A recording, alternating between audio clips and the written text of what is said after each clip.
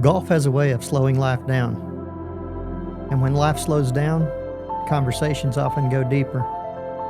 Because if you're like me, every round's filled with plenty of bogeys, but every day is filled with so many blessings.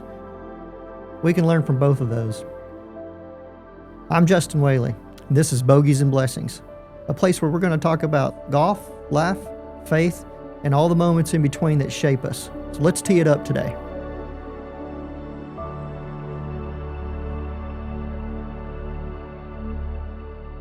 Welcome to Season 1, Episode 5 of Bogeys and Blessings, Presence over Performance. This story also happened in Cabo, the same couples trip that we usually take in the fall. It was 5 years after Mike's It's Time moment. This story isn't about somebody else's transformation. It's about the Lord teaching me something I still need to learn. The lesson was simple, but it exposed something deeper in my heart, that presence is much more important than performance. We were on the second day of this golf couples trip. I was riding in the cart with Juliana, my wife, that day, and I was playing poorly, and it was almost like a replay going on in my brain. I didn't get angry. I didn't slam any clubs. I was just tight, kind of visibly frustrated. And I hate admitting this, but golf still has more of me than I would like for it to have sometimes. Even from the things that I learned from the Kingdom Mulligan of the Sage Valley story, for some reason, I let my identity and my performance get me in those moments. The frustration was subtle. It was quiet. But that's what makes it dangerous, because subtle tension leaks. And after a few holes, I felt that nudge in my spirit.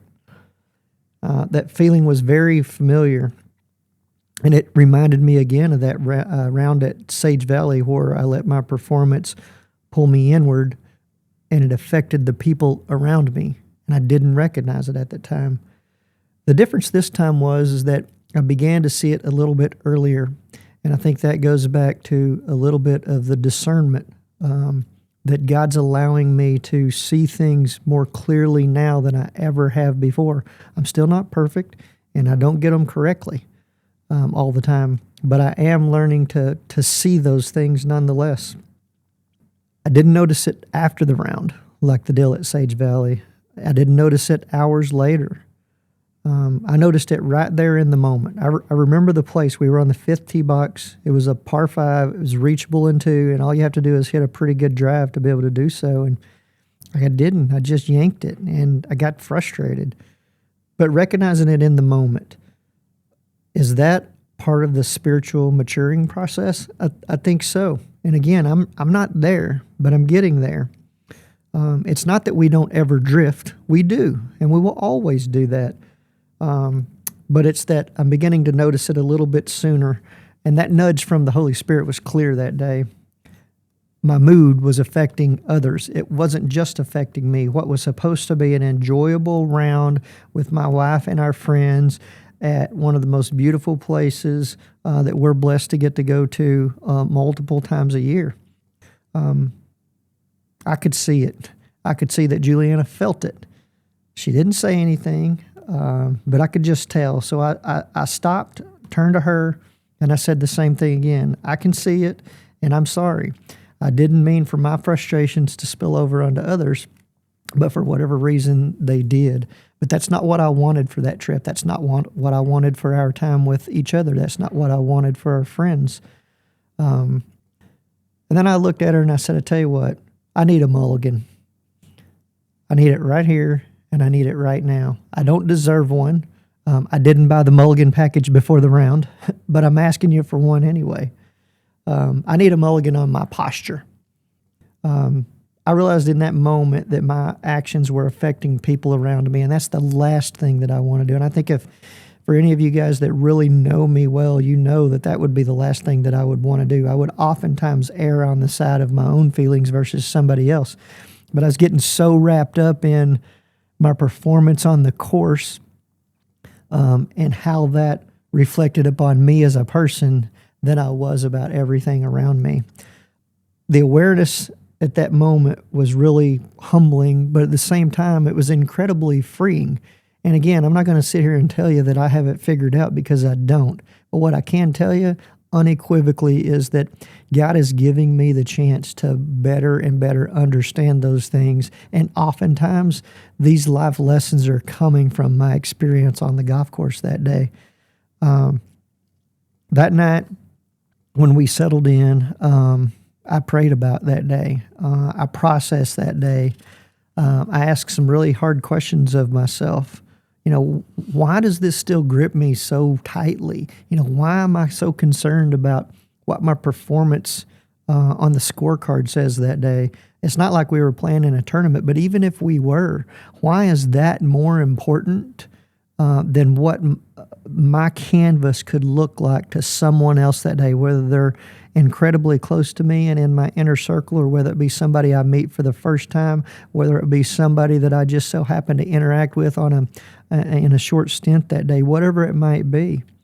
As I was processing and as I was praying, I opened up that Cross Connect app, the faith-based AI app that I'd mentioned a few episodes ago, that help you guide you through spiritual reflection, conversation, that sort of thing. As I was interacting with that, I stumbled over a phrase, and that phrase was presence over performance. That's how I came up with the title for today's episode. And again, it hit me. This wasn't at all about golf. This was about discernment. This was about the Lord showing me something incredibly simple, and that is you're measuring what I'm not asking you to measure. It hit me like a ton of bricks, because in my old framework and the muscles that I'm trying to break down and build new ones to replace with, is the old muscles would say it's about performance leads to approval, and approval leads to peace. If I play well, I feel settled. If I feel settled, then I'm at peace. But when performance slips, peace slips. And suddenly I could see it really clearly. My scorecard had way more authority over my emotions and my life than it should have. It wasn't about birdies. It was about it was about me appearing that I was a competent player. And again, I don't know why. It was about control. It was about not disappointing. It was about being the guy who plays well. It was finding my identity and those kinds of things. But that's when the Lord does what the Lord does. He just gently exposed it. He didn't guilt me. He didn't shame me. He was trying to refine me, to remind me what matters to him has never been about my output. It's always been about my heart and my heart condition. That moment forced me to ask some bigger questions. Why does performance quietly carry so much weight in our lives? I think particularly most of us guys, we do that at work. We do that at home. We do that in positions of leadership. We do that in our marriage. We do that with our kids. Where does our peace rise and fall depending on how well we're doing? Because the truth is, God wasn't confronting my golf that day. He was confronting my identity. And I think we can all relate to that we go through life and we see clearly in the rearview mirror how we take on too much weight, we take on too many responsibilities, or we find identity in how successful we are at certain things rather than looking at how God measures things. He never measures things by output. He measures them by the condition of our heart. But he offered me grace that day, right there in the middle of that round. He offered me the mulligan to choose presence over performance. The rest of that trip, my time with Juliana and our friends, and the impact those moments could have for the glory of the kingdom mattered far more than anything could ever have shown up on a scorecard. So when I'm able to discern things and I'm able to see and surrender to performance, I understand that peace follows. The next round, the next day, I played a little bit freer. I don't think that I played much better, but I did play freer. And it's beginning to occur to me that I'm able to enjoy the game of golf a little bit more when I can take performance out of the equation and just enjoy the opportunity that God's given me to play. It doesn't mean that I can't be competitive or lose the drive to be competitive. It just feels differently now. But even if I wouldn't do all those things and the performance didn't get better, I still felt lighter. And that's not a theory. That's grace. Jesus says, take my yoke upon you, for my yoke is easy and my burden is light. That's what we need to do, even in things like our golf game. Just simply lay them at his feet, take up his yoke, and enjoy the blessings, the opportunity that he gives us.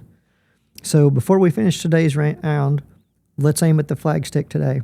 1 Samuel 16:7 says, "The Lord does not look at the things people look at. People look at outward appearance, but the Lord looks at the heart." God isn't measuring our lives the way we measure them. He's not grading our performance. He's looking at our hearts. Conviction isn't condemnation. It's invitation. Invitation to realign our identity with what actually matters. It's presence over performance. So today's final putt: where in your life might performance be carrying more weight than it should? And what might it look like to choose presence instead? Thanks for joining us today. We hope you'll join us for the next episode, Rhythm, the Pace of Grace. I'm Justin Whaley, and this is Bogeys and Blessings. However you found us, we're grateful you did. Until next time, may your bogeys turn into blessings.